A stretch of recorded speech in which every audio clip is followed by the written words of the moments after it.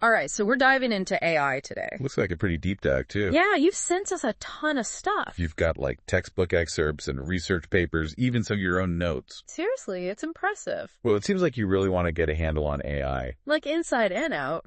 Yeah, and especially how it's impacting us right now. And what's coming next. Right. I mean, Yeah. who isn't thinking about that? Exactly. AI is everywhere these days. It really is. So we'll definitely hit the basics. Of course. But we're also going to get into some of the bigger questions. Like what exactly? Well, like, how's AI changing things like transportation? Okay. And what about jobs? Are robots really going to take over everything? The big question. Right? Well, let's lay a good foundation first. Okay, sounds good. You've got this textbook here, which is a great place to start. Yeah, I thought it was pretty interesting. Yeah. And one thing it points out is that there's no single perfect definition of AI. That's true. It's more about this pursuit of building systems that display intelligence. And that can look a lot of different ways. I guess it makes you wonder if we'll ever truly be able to define it. You know, especially since it's always evolving. Oh, speaking of evolving, let's talk about the history for a minute. Right.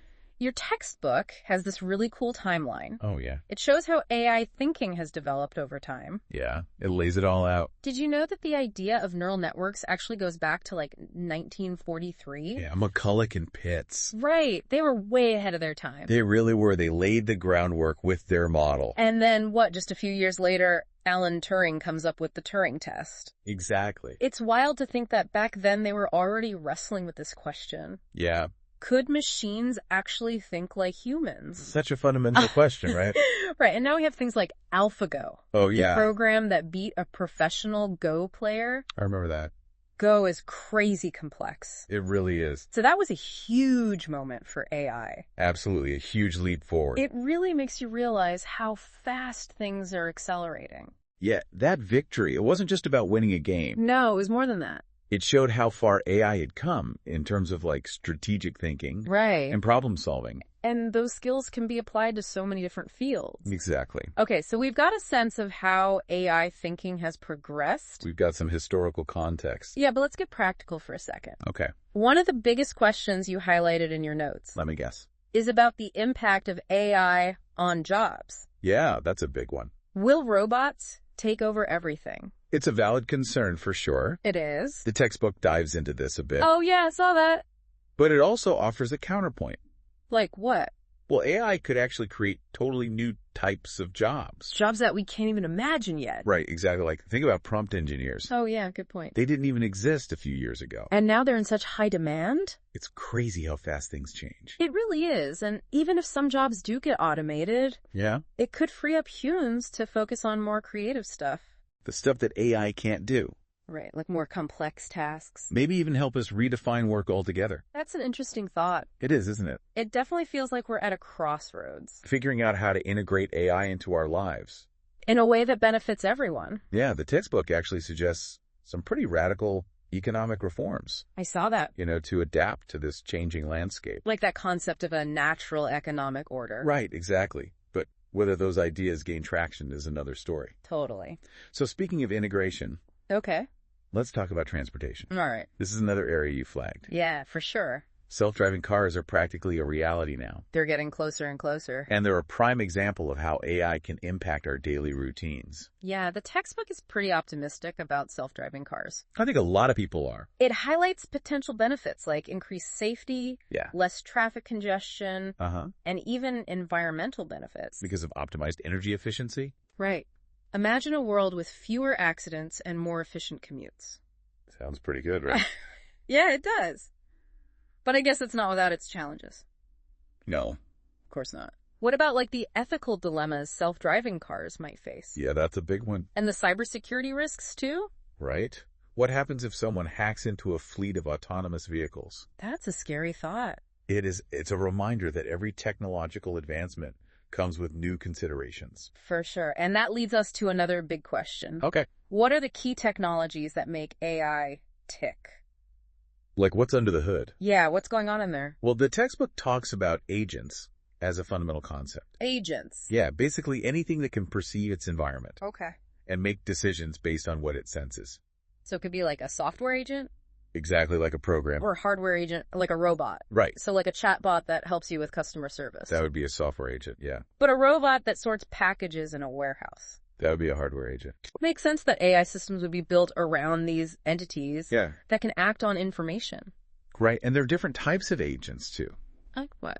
Well, some react purely to immediate input, like a reflex. Okay. Others have memory and can learn from past experiences. Mm-hmm. And then there are agents that are driven by goals, always trying to optimize outcomes. So many different types. Yeah, it gets pretty complex. It really does. But the basic idea is that these agents are the actors in the AI world, Okay, so we've got these agents running around, doing their thing. but they need something to work with, right? They need information. Like, how do they actually know things? That's where knowledge-based systems come in. Knowledge-based systems. Yeah, imagine building a system where you separate the knowledge itself. Like facts, rules, relationships.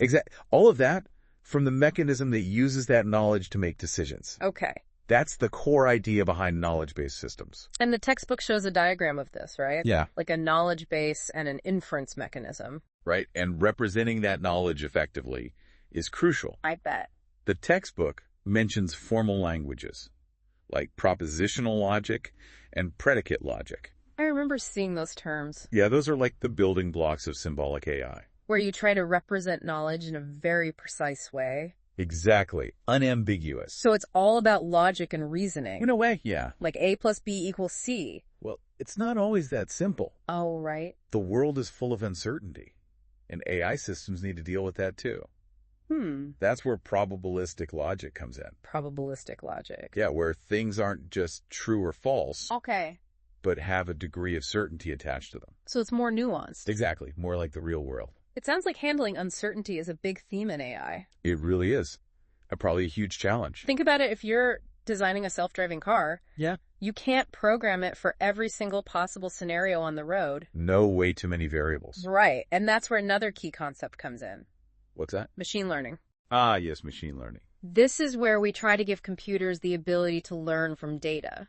Without explicitly programming them for every situation. Okay, that's a term I've heard a lot. It's everywhere these days. But how does a machine actually learn? Yeah, what does that even mean? It's still a bit fuzzy for me. Well, think about it this way. Let's say you're trying to predict avalanche risk Okay. based on factors like snowfall, temperature, wind speed. I'm full. In traditional programming, you'd have to write a bunch of rules. Like if this much snow falls, then the avalanche risk is this. Exactly.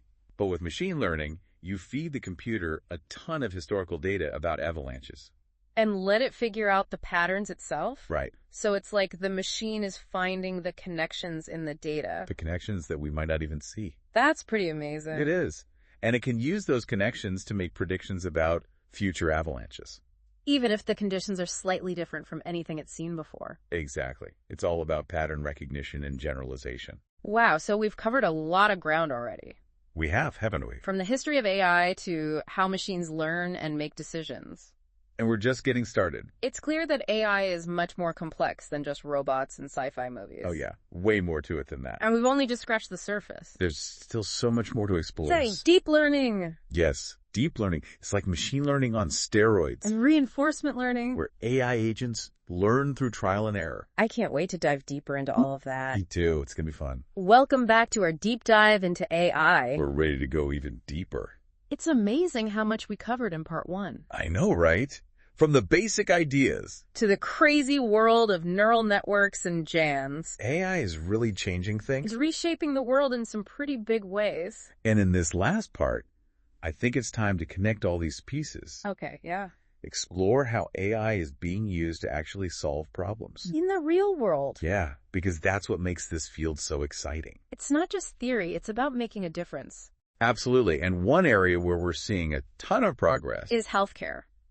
Right. Yeah, you mentioned you're interested in that. I am super interested in AI in healthcare. So let's start there.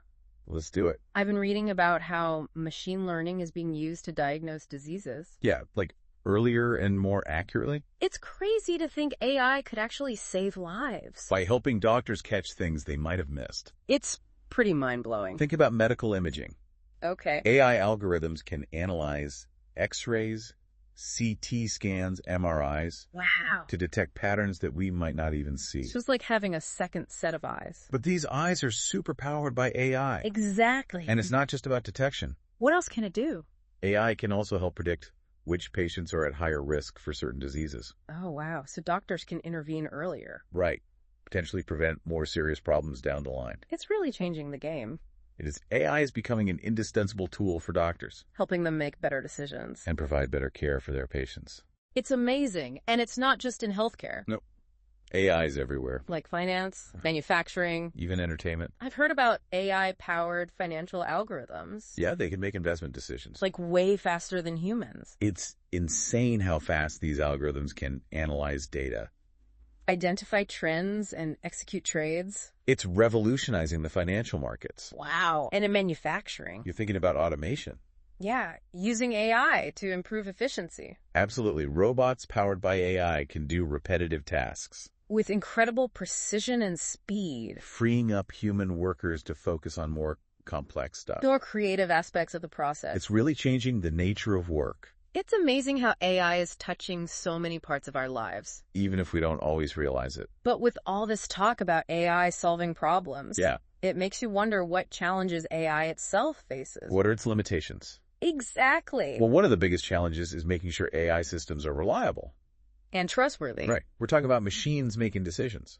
Decisions that have real consequences. So how do we make sure they're making the right decisions? Especially in complex, unpredictable situations. That's where things like explainability and transparency come in. Explainability. Yeah, we need to understand how AI systems arrive at their decisions. Not just trust them blindly. Exactly. And we need to identify and mitigate biases, In the algorithms. right, to ensure fairness and equity. It's like with any powerful tool. We need to use it responsibly. Ethically. But beyond those practical considerations, Yeah.